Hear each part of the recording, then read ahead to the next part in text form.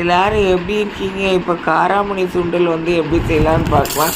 காராமணி வந்து ஒரு 200 கிராம் வந்து எடுத்து ஒரு கிண்ணத்துல போட்டு காலையில் தண்ணி எடுத்து அதில் ஊற்றி வச்சுட்டு அதுக்கப்புறம் வந்து சாயங்காலம் வந்து அந்த காராமணியை வந்து 2 லிட்டர் குக்கரில் கழுவிட்டு தண்ணி வந்து 200 ml வந்து தண்ணியை ஊற்றிடுங்க. கேஸ் ஸ்டவ் ஃப்ளேம் வந்து மீடியத்தில் வச்சு ஆவி வந்தோடனே வெயிட்டை போட்டு ஒரு விசில் வந்தோடனே ஆஃப் பண்ணிடுங்க. இது விருதுநகர் ஆட்சி சமையல் தமிழ். இது சப்ஸ்கிரைப் பண்ணுங்கள். நன்றி. இது வந்து கடாயில் வந்து எண்ணெய் 2 ஸ்பூன் ஊற்றிட்டு கடுகு 1 பருப்பு போட்டு வெங்காயம் 2 வெங்காயம் சாப்பரில் போட்டு சாப் பண்ணி போட்டுட்டு மிளகா வத்தல் உப்பு எல்லாம் 1 ஸ்பூன் போட்டுக்கோங்க. அப்புறம் அந்த குக்கரில் இருக்கிற அந்த காராமணியை எடுத்து அதில் ஊற்றிட்டு அந்த தண்ணி நல்லா வற்றி வந்ததுக்கப்புறம் அதை வந்து ஆஃப் பண்ணிடுங்க. ஒரே ஒரு சின்ன தேங்காய் துண்டு திருவி அதில் போடுங்க.